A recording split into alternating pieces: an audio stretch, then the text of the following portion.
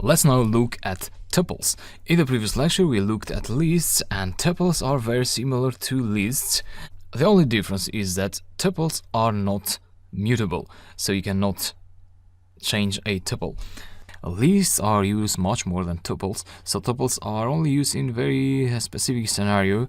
We will see some scenarios throughout the course when we build the real-world applications. So you don't have to worry about understanding when to use a tuple in programming for now. Anyway, I want to show you the syntax. So you can create a tuple like that. So a tuple, just like lists, they may contain different data types. Let's say 3, 4, and so on. Oh, sorry, I was writing in the terminal. Let me open the Python shell. So again, you have strings, numbers, and floats, if you like. Whatever type that you want, you can pass in a tuple and in a list.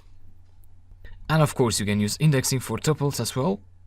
So let's access the last item, and that will give 4.6.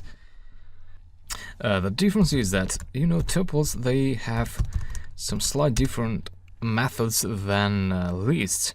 So if you do dir list, you'll see that lists have much more methods available than tuples.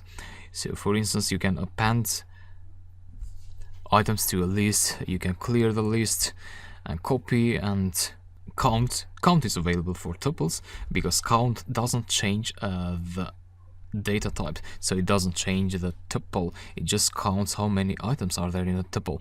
As I said, tuples are immutable, so you cannot change them. That's why these methods that change the data type, like inserting new values and popping out values, removing values, reversing and sorting, so these are not available. And yeah, this is more or less about tuples. In case you need them later, they are there for you.